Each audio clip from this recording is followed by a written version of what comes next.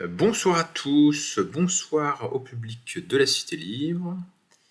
Ce soir, je vais vous présenter une œuvre du philosophe français Condorcet qui s'appelle L'esquisse d'un tableau historique des progrès de l'esprit humain. Alors, quelques mots d'introduction sur la vie de Condorcet. Pour commencer, Condorcet a fait l'objet d'une biographie intéressante publiée par les époux Badinter. Et on peut dire que Nicolas de Condorcet est un philosophe des Lumières en France à la fin du XVIIIe siècle.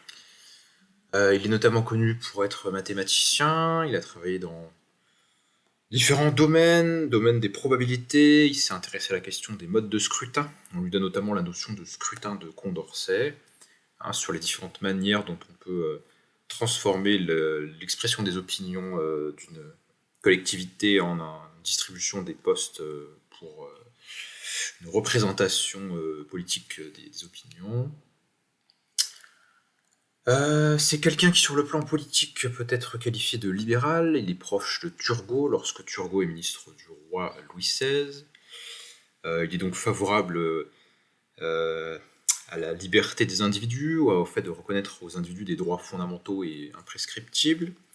C'est un penseur libéral qui développe une philosophie du droit naturel, c'est-à-dire qu'il pense qu'il y a une nature humaine fondamentale et qu'à partir de l'examen de cette nature, on pourrait en déduire des exigences morales sur ce qui devrait être reconnu comme droit individuel pour tous les êtres humains, quels qu'ils soient à travers le monde.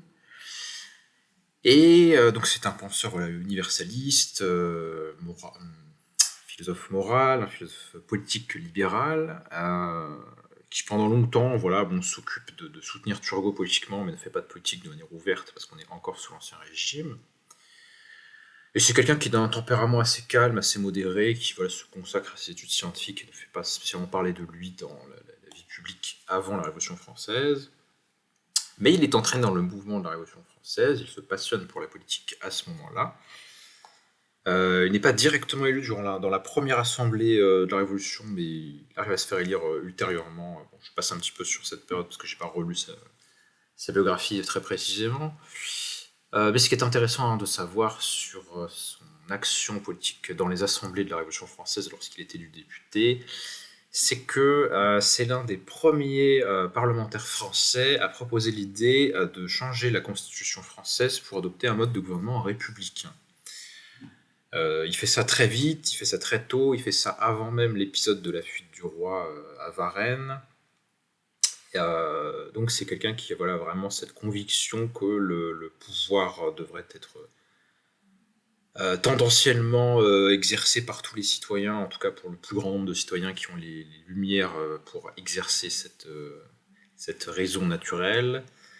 C'est pour ça qu'il est un grand défenseur de l'instruction publique, et on connaît surtout encore aujourd'hui Condorcet pour ses écrits sur la nécessité d'une instruction publique gratuite et obligatoire. Qu'est-ce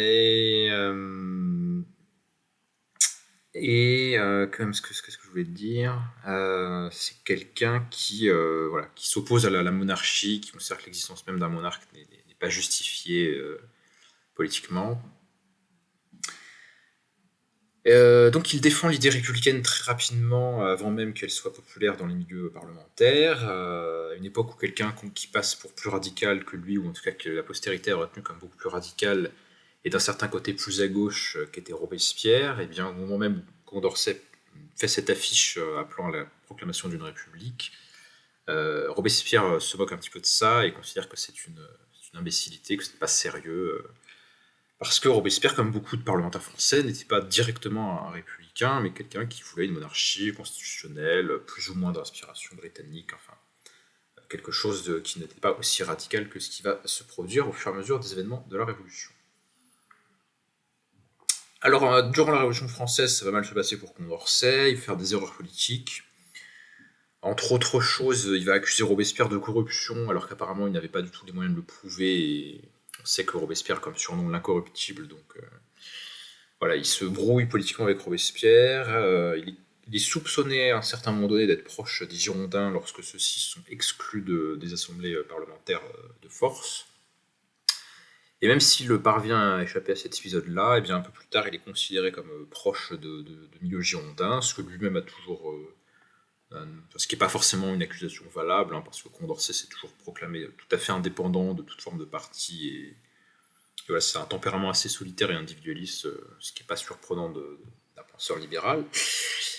Mais en tout cas, il est décrété d'arrestation, hein, il est accusé d'être un ennemi de la Révolution, notamment parce qu'il a critiqué la mise en place de la nouvelle constitution par les Jacobins. Il avait lui-même travaillé sur des travaux constitutionnels et le premier projet de constitution de la Nouvelle République était de sa main, ou en tout cas il avait beaucoup travaillé sur une proposition de constitution. Mais voilà, il va être accusé d'être un ennemi de la Révolution, et il va être traqué, pourchassé, et il devra se cacher pendant 9 mois chez une amie qui s'appelle Madame Vernet. Mais finalement, au bout de cette période d'isolement forcé, il ne supporte plus d'être caché, donc il fait une erreur en quelque sorte, il quitte son refuge, et il est trouvé, il est arrêté, et on le retrouve mort dans sa cellule le 27 mars 1794. Donc ça fait partie de ces victimes de l'époque de la Terreur. Alors, durant ces 9 mois de clandestinité, entre la période où il est accusé et la période où il est retrouvé, quand il vit caché chez cette Madame Vernet, Condorcet prend le temps d'écrire une œuvre posthume, une œuvre qui est son dernier texte historique, qui est donc l'esquisse d'un tableau historique des progrès de l'esprit humain. Donc, ce qui est intéressant à noter par rapport à cette œuvre, c'est que comme son titre l'indique, Condorcet va déployer l'idée qu'il y a un progrès à l'œuvre dans l'histoire de l'humanité. Et on peut dire que Condorcet fait partie de ces premiers philosophes de l'histoire qui défendent une vision, l'idée d'un progrès historique à l'œuvre dans l'histoire. Et on pourrait reprocher sa pensée d'une bonne partie de l'idéalisme allemand, notamment de Kant et de Hegel, mais aussi au XIXe siècle de gens qui vont prolonger ce type-là d'idées, de vision du sens de l'histoire, comme Auguste Comte en France, Karl Marx dans un autre genre, mais aussi Jaurès. On trouverait beaucoup de prolongements de cette vision d'un sens progressiste de l'histoire de l'humanité. Et on voit ainsi dans l'esquisse proposée par Condorcet un tableau en 10 époques de l'histoire de l'humanité, et cette succession de stades n'est pas sans faire penser à la loi des 3 états dans le positivisme, ou bien à la succession des modes de production dans la théorie de Marx vers le communisme. Donc jusque-là, on pourrait dire que c'est plutôt banal et un petit peu obsolète comme vision du monde, mais si on regarde bien la perspective de Condorcet en lisant son texte, on voit qu'il y a quand même quelques éléments qui permettent de nuancer l'idée que le progrès serait, chez Condorcet, nécessairement totalement linéaire et inéluctable.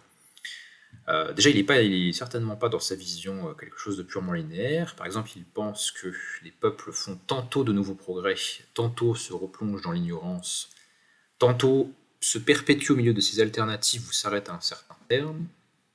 Donc s'il y a du progrès dans l'histoire, c'est pas un progrès qui est purement linéaire.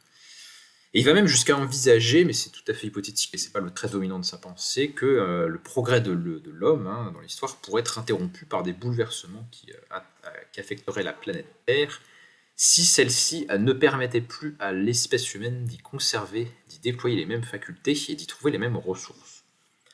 Donc en forçant beaucoup le trait, on pourrait dire qu'il y a des intuitions de pensée écologiste chez Condorcet. Voilà, donc ça c'est des idées générales. Donc c'est l'idée qu'il va défendre dans ce texte d'une perfectibilité de la nature humaine qui permet un progrès historique. Et donc voilà, je vais vous en lire un certain nombre d'extraits que je trouve intéressants.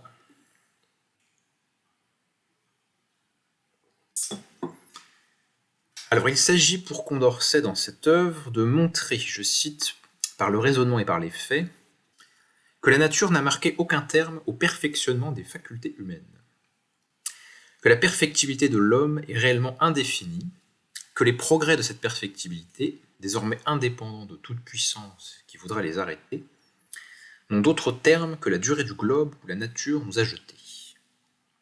Sans doute ces progrès pourront suivre une marche plus ou moins rapide, mais elle ne sera jamais rétrograde. Donc c'est quand même vraiment assez linéaire.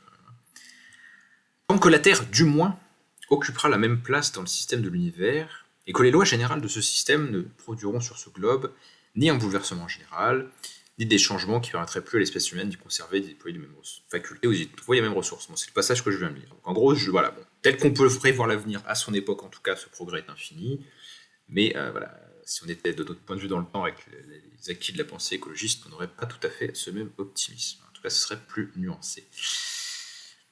Alors, il nous dit que le premier état de civilisation où l'on ait observé l'espèce humaine est celui d'une société peu nombreuse d'hommes subsistant de la chasse et de la pêche, ne connaissant que l'art grossier de fabriquer leurs armes et quelques ustensiles de ménage, de construire ou de se creuser des logements, mais ayant déjà une langue pour se communiquer leurs besoins, et un petit nombre d'idées morales, où ils trouvaient des règles communes de conduite, vivant en famille, se conformant à des usages généraux qui leur tiennent lieu de loi, ayant même une forme grossière de gouvernement.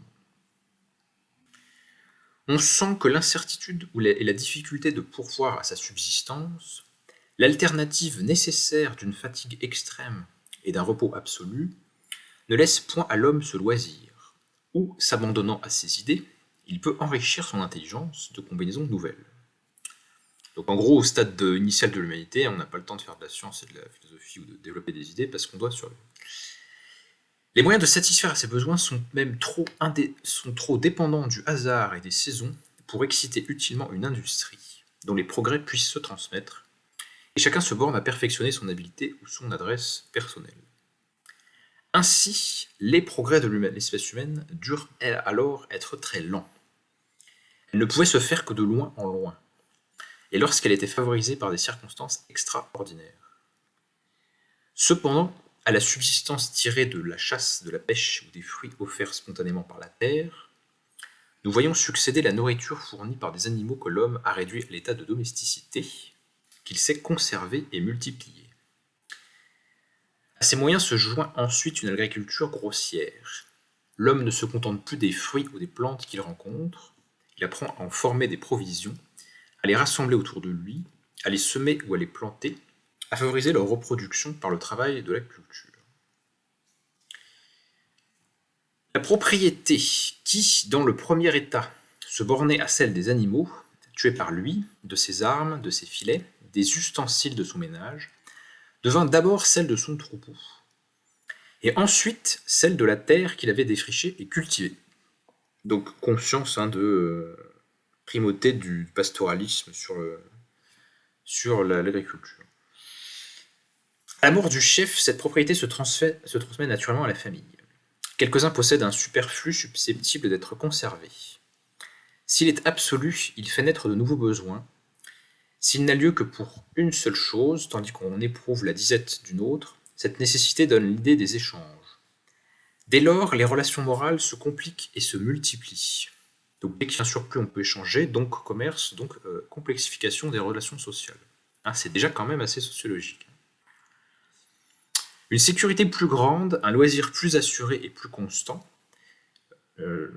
Digression, mais Condorcet avait parlé d'établir une physique sociale ou une science sociale. Donc, par certains côtés, sa pensée préfigure les sciences sociales, même s'il n'y a pas participé de son vivant officiellement.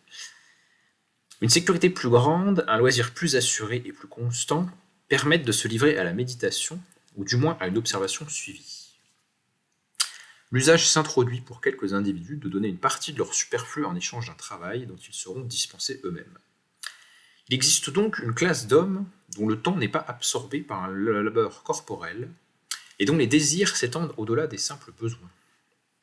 L'industrie s'éveille, les arts déjà connus s'étendent et se perfectionnent, les faits que le hasard présente à l'observation de l'homme plus attentif et plus exercé font éclore des arts nouveaux, la population s'accroît à mesure que les moyens de vivre deviennent moins périlleux et moins précaires, l'agriculture, qui peut nourrir un plus grand nombre d'individus sur ce même terrain, remplace les autres sources de subsistance, elle favorise cette multiplication qui, réciproquement, en accélère les progrès. Les idées acquises se communiquent plus promptement et se perpétuent plus sûrement dans une société devenue plus sédentaire, plus rapprochée, plus intime. Déjà, l'aurore des sciences commence à paraître. L'homme se montre séparé des autres espèces d'animaux et ne semble plus borné comme eux à un perfectionnement purement individuel. Là, c'est assez subtil parce qu'il nous dit que la différence de l'homme et de l'animal n'est pas tant dans l'individu que dans l'espèce, hein. C'est-à-dire que c'est l'espèce qui progresse et pas forcément l'individu. Il a un perfectionnement individuel mais qui se perd à sa mort. Par contre, d'une génération à l'autre, on peut transmettre les savoirs et la richesse accumulée de telle sorte que la société va changer parce qu'elle ne passera pas deux fois par le même stade stricto sensu. Alors que les animaux font toujours la même chose et vivent toujours de la même façon au cours du temps. En embrassant d'un coup l'histoire universelle des peuples, on les voit tour à tour, tantôt faisant de nouveaux progrès, tantôt se replongeant dans l'ignorance, tantôt se perpétuant au milieu de ces alternatives, ou s'arrêtant à un certain terme, tantôt disparaissant de la terre sous le fer des conquérants, se confondant avec les vainqueurs, ou subsistant dans l'esclavage, tantôt enfin recevant des lumières d'un peuple plus éclairé, pour les transmettre à d'autres nations, formant une chaîne non interrompue entre le commencement des temps historiques et le siècle où nous vivons, entre les premières nations qui nous sont connues et les peuples actuels de l'Europe. Depuis l'époque où l'écriture alphabétique a été connue dans la Grèce, l'histoire se lie à notre siècle, à l'état actuel de l'espèce humaine, dans les pays les plus éclairés de l'Europe, par une suite non interrompue de faits et d'observations. Et le tableau de la marche et des progrès de l'esprit humain est devenu véritablement historique. La philosophie n'a plus rien à deviner, n'a plus de combinaison hypothétique à former. Il suffit de rassembler, d'ordonner les faits, et de montrer les vérités utiles qui naissent de leur enchaînement et de leur ensemble. Donc c'est un petit peu le contraire de Rousseau, hein. Rousseau qui fait une histoire de la perfectibilité de l'homme à partir d'hypothèses abstraites, tandis que Condorcet veut raisonner sur les matériaux historiques pour en dégager les tendances progressistes. Et je reviendrai à un autre moment normalement sur cette opposition de Condorcet à Rousseau. Il ne resterait enfin qu'un dernier tableau à tracer.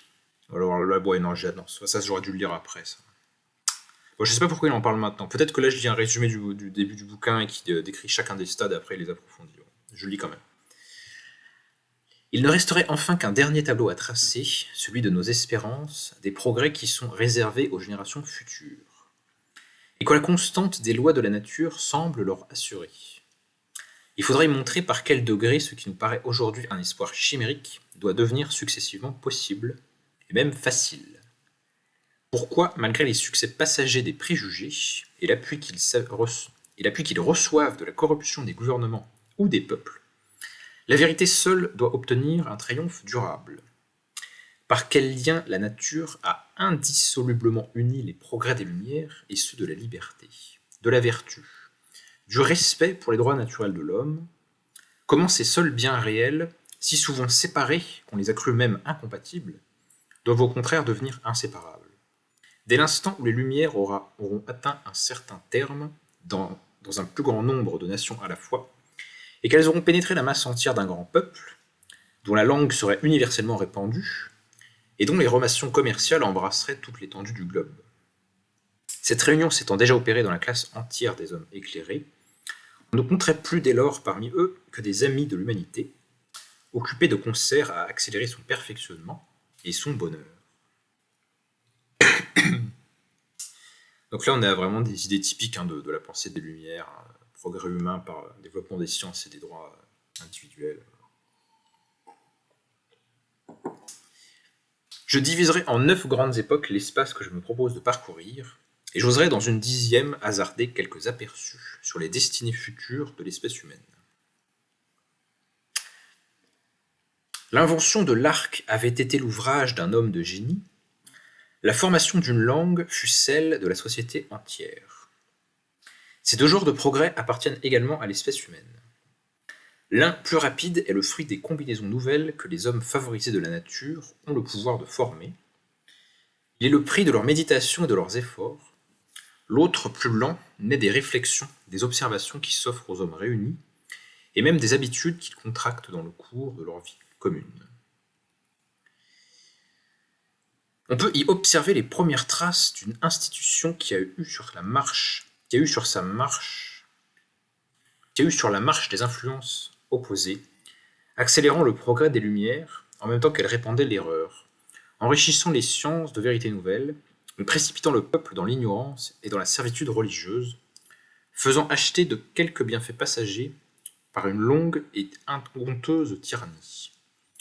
J'entends ici la formation d'une classe d'hommes, dépositaires des principes des sciences ou des procédés des arts, des mystères ou des cérémonies de la religion, des pratiques de la superstition, souvent même des secrets de la législation et de la politique.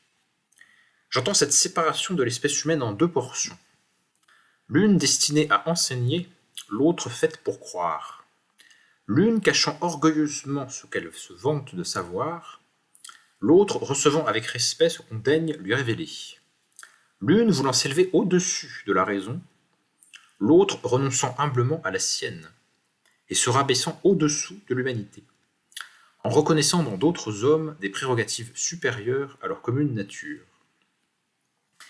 Cette distinction dont, à la fin du XVIIIe siècle, nos prêtres nous offrent encore les restes, se trouve chez les sauvages les moins civilisés. Ils ont déjà leurs charlatans et leurs sorciers. Elle est trop générale, on la rencontre trop constamment à toutes les époques de la civilisation, pour qu'elle n'ait pas un fondement dans la nature même.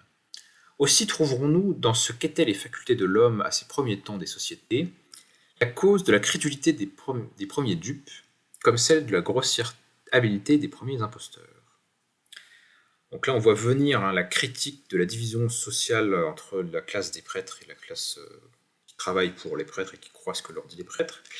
Et on voit aussi dans ces exemples pris chez les peuples sauvages que la formation d'une conscience critique vis-à-vis de la puissance du clergé dans la France et dans l'Europe des Lumières est quand même assez liée aux grandes découvertes, la découverte d'autres aires civilisationnelles, et où on va quand même s'intéresser aux croyances locales et aux sociétés locales et voir que finalement ils ont des clergés à eux avec leurs croyances bizarres à eux, et finalement ça va créer une forme de relativisation de la valeur ou de la dignité que pourrait avoir l'Église en tant que gardienne de vérité dont devrait être privée la masse du peuple.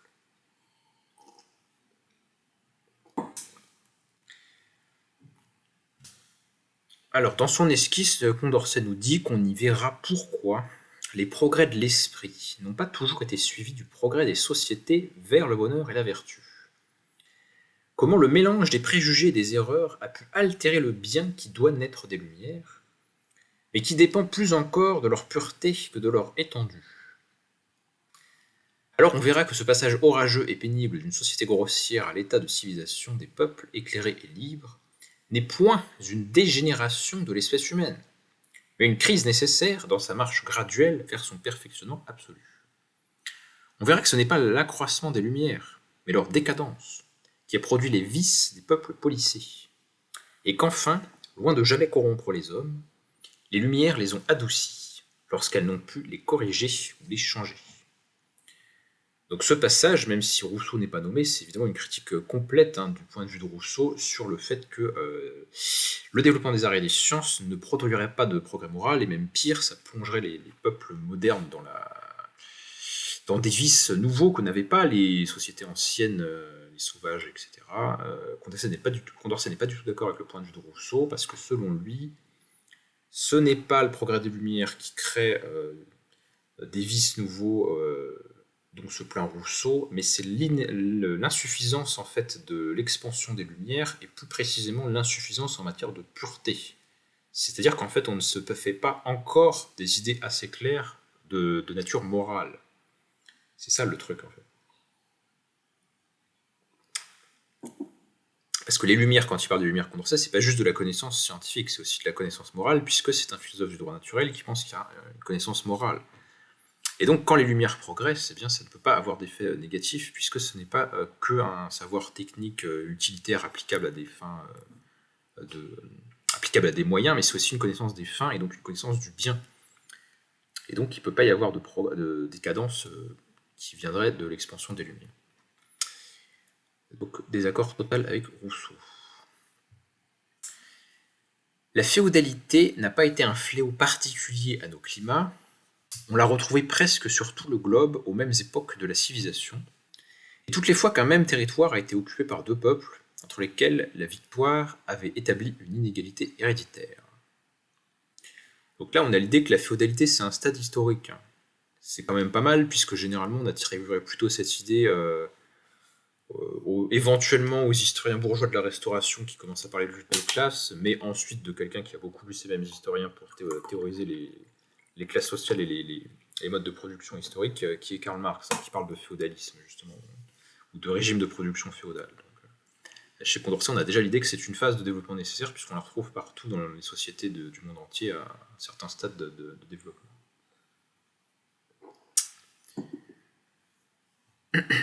Enfin, il dit presque sur tout le globe, hein, donc pas tout le monde passe par la féodalité, mais en tout cas, c'est suffisamment répandu pour qu'on considère que c'est un type de société possible. Ensuite, il nous dit que Démocrite, le philosophe grec, regardait tous les phénomènes de l'univers comme le résultat des combinaisons et du mouvement de corps simples, d'une figure déterminée et immuable, ayant reçu une impulsion première, d'où résulte une quantité d'actions qui se modifie dans chaque atome, mais qui dans la masse entière se conserve toujours la même. Pythagore annonçait que l'univers était gouverné par une harmonie dont les propriétés des nombres devaient dévoiler les principes, c'est-à-dire que tous les phénomènes étaient soumis à des lois générales et calculées. On reconnaît aisément dans ces deux idées et les systèmes hardis de Descartes et la philosophie de Newton. Donc là, il indique qu'il y a des points communs philosophiques dans la conception de la nature entre les antiques et les modernes, et ça fonde l'idée de cette chaîne ininterrompue de progrès au cours de l'histoire. Alors ensuite, il y a des considérations sur la philosophie, sur la mort de Socrate. Ensuite, il parle de Platon. Je vais sauter ça. Il dit beaucoup de bien des antiques, et en particulier, on a vu Démocrite, mais il parle aussi en bien des épicuriens. Il nous dit par exemple « C'est dans la constitution morale de l'homme qu'il faut chercher la base de ses devoirs, l'origine de ses idées de justice et de vertu, vérité dont la secte épicurienne s'était moins éloignée qu'aucune autre. » Donc Condorcet, il est athée, je ne sais pas s'il est spécialement matérialiste sur le plan métaphysique, je ne sais pas s'il défend vraiment cette idée, mais on voit qu'il a une sympathie pour Démocrite et les épicuriens, donc les matérialistes antiques. Ensuite, il dit beaucoup de bien de l'empereur Julien qui a voulu combattre le développement du christianisme. Ouais, je vais quand même lire ça parce que là, c'est toute la partie très très critique du christianisme dans la vision de Condorcet qui montre qu'il n'a pas une vision de l'histoire si linéaire que ça quand même, hein, puisque il y a quand même eu la fin de l'Antiquité et le Moyen-Âge. Alors, qu'est-ce qu'il en dit ? En vain, un de ces hommes extraordinaires, que le hasard élève quelquefois à la souveraine puissance, Julien, voulut délivrer l'empire de ce fléau, donc il parle du christianisme, qui devait en accélérer la chute. Ses vertus, son indulgente humanité, la simplicité de ses mœurs, l'élévation de son âme et de son caractère, ses talents, son courage, son génie militaire, l'éclat de ses victoires, tout semblait lui promettre un succès certain. On ne pouvait lui reprocher que de montrer pour une religion, devenue ridicule, donc ça c'est le paganisme, un attachement indigne de lui. S'il était sincère, maladroit par son exagération, s'il n'était que politique. Mais il périt au milieu de sa gloire, après un règne de 2 années. Le colosse de l'Empire romain ne trouva plus de bras assez puissants pour le soutenir, et la mort de Julien brisa la seule digue qui put encore s'opposer au torrent des superstitions nouvelles, comme aux inondations des barbares. Donc il lit très fortement Condorcet dans ce passage, c'est une idée assez banale en fait, hein, mais il dit très fortement le christianisme et le déclin de l'Empire romain, en considérant que ça a favorisé le déclin de l'Empire romain. Le mépris des sciences humaines était un des premiers caractères du christianisme. Il parle de sciences humaines quand même. Hein. Ce qui ne tombe pas sous le sens à la fin du XVIIIe siècle et même encore un siècle après. Il avait à se venger des outrages de la philosophie. Il craignait cet esprit d'examen et de doute, cette confiance en sa propre raison, fléau de toutes les croyances religieuses. La lumière des sciences naturelles lui était même odieuse et suspecte, car elles sont très dangereuses pour le succès des miracles, et il n'y a point de religion qui ne force ses sectateurs à dévorer quelques absurdités physiques.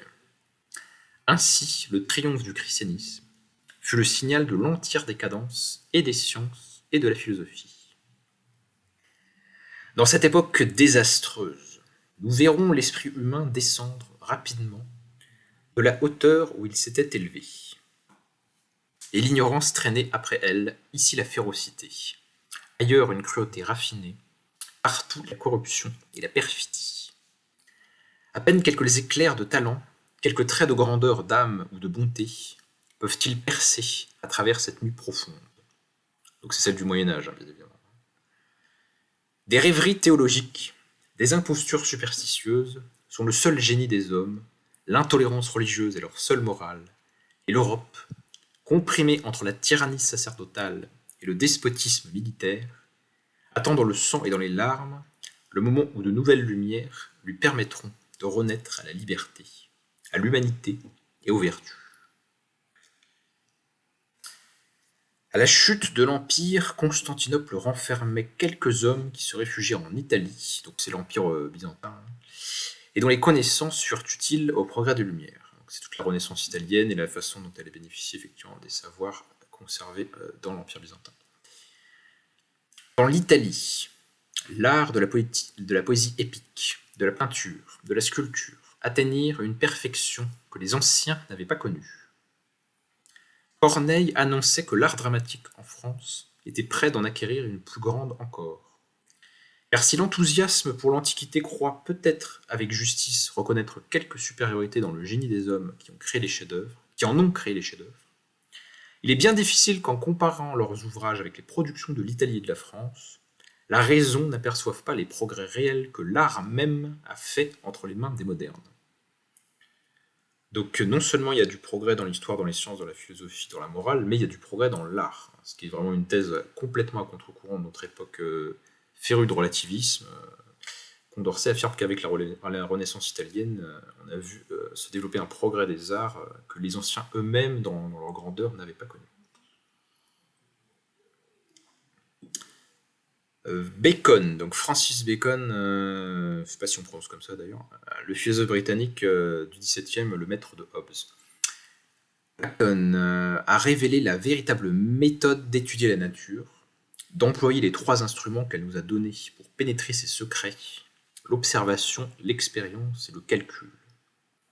Il veut que le philosophe, jeté au milieu de l'univers, commence par renoncer à toutes les croyances qu'il a reçues, et même toutes les notions qu'il s'est formées, pour se recréer en quelque sorte un entendement nouveau, dans lequel il ne doit plus admettre que des idées précises, des notions justes, des vérités dont le degré de certitude ou de probabilité a été rigoureusement pesé. Ce qui fait fortement penser à Descartes lui-même influencé par Bacon, et c'est bien de Descartes dont nous parle la page suivante. Car Condorcet nous dit que Descartes dit aux hommes de secouer le joug de l'autorité, et de ne plus reconnaître que celle qui serait avouée par leur raison. Et il fut obéi, parce qu'il subjuguait par sa hardiesse, qu'il entraînait par son enthousiasme. Alors ça me semble personnellement un portrait tout à fait mythique et idéalisé de Descartes, parce que Descartes dit quand même que la raison n'a pas à s'exprimer publiquement sur la religion et la politique, ce qui est quand même des points non négligeables. Donc ça c'est le fameux débat que j'ai souvent eu avec Pragmaticus sur est-ce que Descartes a influencé la pensée des Lumières et la contestation du principe d'autorité de l'Ancien Régime ou pas. Moi personnellement je suis un peu sceptique sur l'aura qu'on attribue à Descartes, compte tenu du fait que dans la France du XVIIIe siècle, on n'a jamais réédité Descartes et que les Lumières, en général, notamment en France et notamment aussi les Lumières écossaises comme Hume, etc., sont empiristes et ne sont certainement pas cartésiennes. Donc j'ai un petit peu du mal avec cette paternité qu'aurait eu Descartes sur les hommes des Lumières et sur la Révolution française, paternité qui a été affirmée par Nietzsche notamment. Mais voilà, moi personnellement, en termes d'histoire des idées, ça ne me convainc pas beaucoup, cette thèse.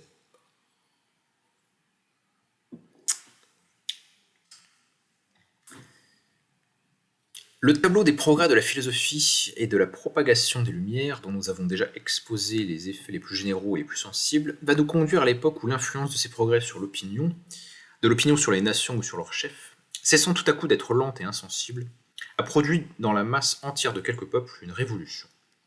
Gage certain de celle qui doit embrasser la généralité de l'espèce humaine.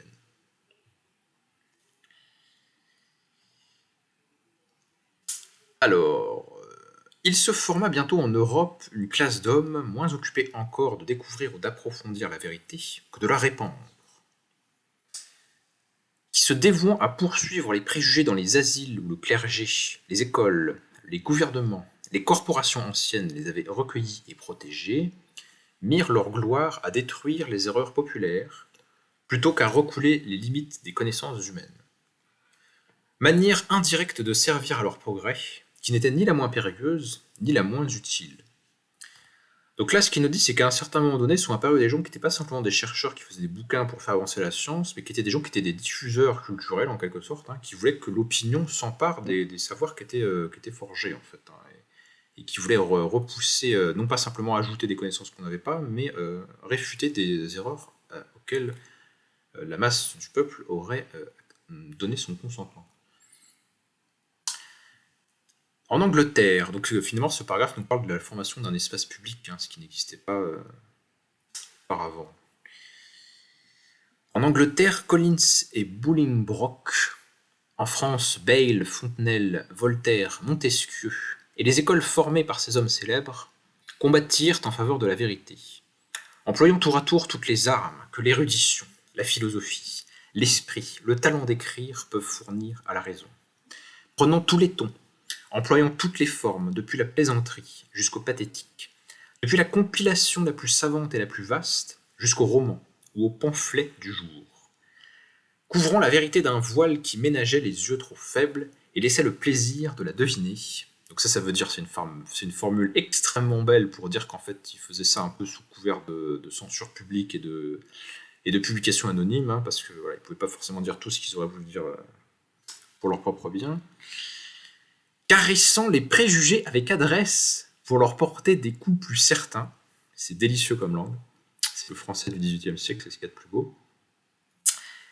N'en menaçant presque jamais, ni plusieurs à la fois, ni même un seul tout entier, consolant quelquefois les ennemis de la raison, en paraissant ne vouloir dans la religion qu'une demi-tolérance, dans la politique qu'une demi-liberté, ménageant le despotisme quand il combattait les absurdités religieuses, et le culte quand il s'élevait contre la tyrannie, attaquant ces deux fléaux dans leurs principes quand il leur paraissait n'en vouloir qu'à des abus révoltants ou ridicules, et frappant ces arbres funestes dans leurs racines, quand ils semblaient se borner à élaguer quelques branches égarées. Tantôt apprenant aux amis de la liberté que la superstition qui couvre le despotisme d'un bouclier impénétrable est la première victime qu'ils doivent immoler, la première chaîne qu'ils doivent briser, tantôt au contraire la dénonçant aux despotes comme la véritable ennemie de leur pouvoir, les effrayant du tableau de ces hypocrites complots et de ces fureurs sanguinaires, mais ne se lassant jamais de réclamer l'indépendance de la raison, la liberté d'écrire, comme le droit, comme le salut du genre humain, s'élevant avec une infatigable énergie contre tous les crimes du fanatisme et de la tyrannie, poursuivant dans la religion, dans l'administration, dans les mœurs, dans les lois, tout ce qui portait le caractère de l'oppression, de la dureté, de la barbarie, ordonnant au nom de la nature aux rois, aux guerriers, aux magistrats, aux prêtres de respecter le sang des hommes, leur reprochant avec une énergique sévérité celui que leur politique ou que leur indifférence prodiguait encore dans les combats ou dans les supplices, prenant enfin pour cri de guerre raison, tolérance, humanité. Donc un très beau portrait de l'action énergique des hommes des Lumières à travers l'Europe, et du fait que tantôt ils utilisent la religion pour mettre en exergue les abus du pouvoir politique, tantôt ils disent au pouvoir politique que la religion est un problème pour le bien de l'État. Ce qui revient en quelque sorte à jouer chacune des parties de l'Alliance du Trône et de l'Autel l'une contre l'autre. On voit bien que c'est une guerre à mort, hein, qui est faite à l'Ancien Régime. Et on en vient à la chute de cette histoire. À la fin de cette histoire, la Révolution française a été plus entière que celle de l'Amérique, et par conséquent moins paisible dans l'intérieur, et Condorcet en sait quelque chose, parce que les Américains, comptant des lois civiles et criminelles qu'ils avaient reçues de l'Angleterre, n'avaient point à réformer un système vicieux d'imposition, n'ayant à détruire ni tyrannie féodale, ni distinction héréditaire, ni corporation privilégiée, riche ou puissante, ni un système d'intolérance religieuse, se bornèrent à établir de nouveaux pouvoirs, à les substituer à ceux que la nation britannique avait jusqu'alors exercés sur eux. Rien dans ces innovations n'atteignait la masse du peuple. Rien ne changeait les relations qui s'étaient formées entre les individus.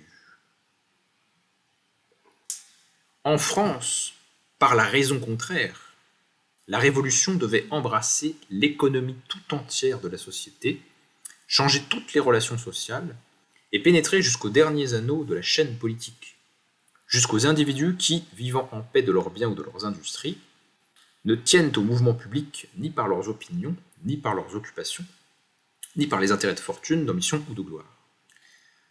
Donc là, ce qu'il nous dit, parce que Condorcet est quelqu'un qui était assez lié à certains lieux américains, il avait été notamment admiré de Jefferson. Jefferson, je crois, fait traduire et mettre à la bibliothèque du Congrès certaines œuvres de Condorcet. Je crois d'ailleurs que, j'ai un doute, mais je crois que c'est Jefferson qui disait de ce livre, Le tableau historique des progrès de l'esprit humain de Condorcet, que c'était voilà, vraiment l'un des deux plus grands livres que tout homme honnête devait avoir lu dans sa vie, quoi. Donc les Américains qui ont partagé une partie de ces idéaux des Lumières et qui ont eux-mêmes fait une révolution libérale, finalement ils sont assez hostiles ou assez, en tout cas décontenancés par la Révolution française parce qu'ils la voient être beaucoup plus violente. Et dans ce paragraphe, Condorcet répond à cette suspicion ou à ce désintérêt des Britanniques, en faisant, enfin des Américains, pardon, en faisant remarquer que en fait, on ne peut pas accuser les Français d'être violents pour le plaisir, mais parce que la Révolution française s'attaquait à une société féodale très profondément enracinée, et les changements étaient beaucoup plus radicaux à faire que dans le cas de la Révolution américaine, qui faisait naître une société nouvelle dans un pays nouveau, et n'avait pas finalement à détruire la féodalité, puisqu'il n'y en avait pas. Toutes les erreurs en politique, en morale, ont pour base des erreurs philosophiques, qui sont elles-mêmes liées à des erreurs physiques. Il n'existe ni un système religieux, ni une extravagance surnaturelle qui ne soit fondée sur l'ignorance des lois de la nature. Les inventeurs, les défenseurs de ces absurdités, ne pouvaient prévoir le perfectionnement successif de l'esprit humain. Persuadés que les hommes savaient, de leur temps, tout ce qu'ils ne pouvaient jamais savoir, et croiraient toujours ce qu'ils croyaient alors, ils appuyaient avec confiance leurs rêveries sur les opinions générales de leur pays et de leur siècle. Nos espérances sur l'état à venir de l'espèce humaine peuvent se réduire à 3 points importants. La destruction de l'inégalité entre les nations, les progrès de l'égalité dans un même peuple, et enfin le perfectionnement réel de l'homme. Toutes les nations doivent-elles se rapprocher un jour de l'état de civilisation où sont parvenus les peuples les plus éclairés, les plus libres, les plus affranchis de préjugés, tels que les Français et les Anglo-Américains ? Point d'interrogation. Cette distance immense qui sépare ces peuples de la servitude des nations soumises à des rois, de la barbarie des peuplades africaines, de l'ignorance des sauvages, doit-elle peu à peu s'évanouir ? Donc interrogation sur la modernisation du reste du monde.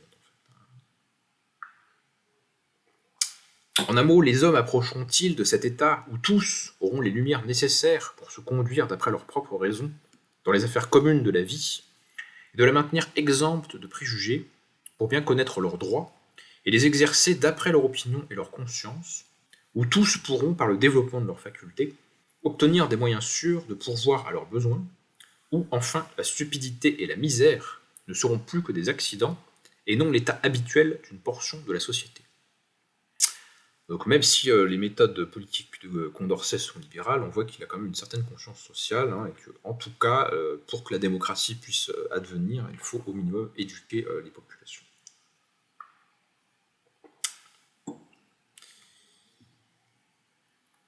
Alors, après...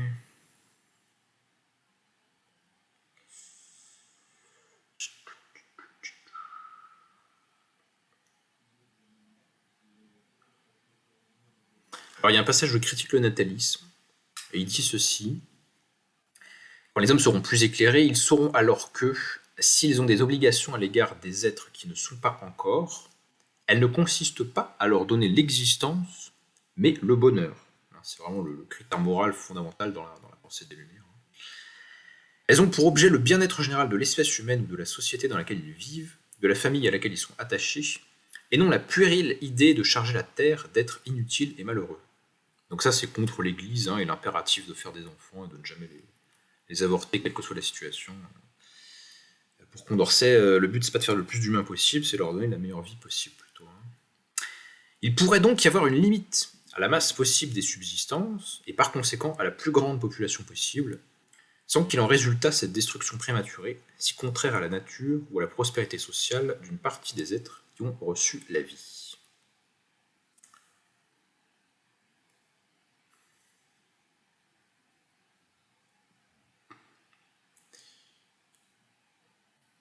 Alors, un passage important, c'est sur le féminisme de Condorcet, dont je n'ai pas parlé. Condorcet est connu pour avoir rédigé une brochure appelant à proclamer l'égalité homme-femme en matière de droit de vote et d'élection. Donc, il développe ses différents arguments dans cette brochure pour casser l'idée que les femmes ne sont pas aussi capables d'exercer leur raison dans les affaires publiques que les hommes. Et là, il reprend cette idée dans un paragraphe en disant « Parmi les progrès de l'esprit humain les plus importants pour le bonheur général, nous devons compter l'entière destruction des préjugés qui ont établi entre les deux sexes une inégalité de droit funeste à celui même qu'elle favorise. On chercherait en vain des motifs de la justifier par les différences de leur organisation physique, par celles qu'on voudrait trouver dans la force de leur intelligence, dans leur sensibilité morale. Cette inégalité n'a eu d'autre origine que l'abus de la force, et c'est vainement qu'on a essayé depuis de l'excuser par des sophismes. » Donc, égalité homme-femme, juridique et politique totale. Et éducative, évidemment, puisqu'il faut éduquer les gens pour qu'ils puissent exercer leurs droits. Les peuples les plus éclairés, se ressaisissant du droit de disposer eux-mêmes de leur sang et de leur richesse, apprendront peu à peu à regarder la guerre comme le fléau le plus funeste, comme le plus grand des crimes. Donc rejet de la guerre, et enfin conclusion de l'œuvre, qui est très belle. Il conclut Condorcet en écrivant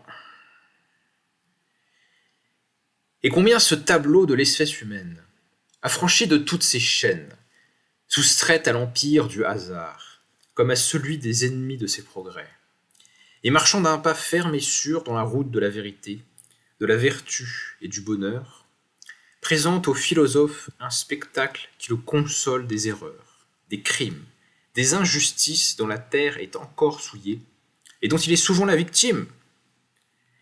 C'est dans la contemplation de ce tableau qu'il reçoit le prix de ses efforts pour les progrès de la raison, pour la défense de la liberté. Il ose alors les lier à la chaîne éternelle des destinées humaines.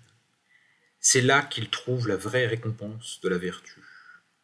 Le plaisir d'avoir fait un bien durable, que la fatalité ne détruira plus par une compensation funeste en ramenant les préjugés et l'esclavage. Cette contemplation est pour lui un asile, où le souvenir de ses persécuteurs ne peut plus le poursuivre, où, vivant par la pensée avec l'homme rétabli dans les droits, comme dans la dignité de sa nature, il oublie celui que l'avidité, la crainte ou l'envie tourmentent et corrompent.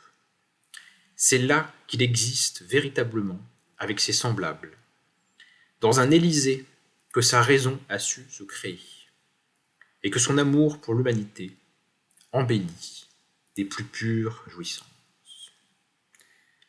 Donc refus absolu du désespoir par Condorcet, même dans les circonstances les plus terribles, le philosophe reste consolé par la contemplation du progrès accompli dans l'histoire.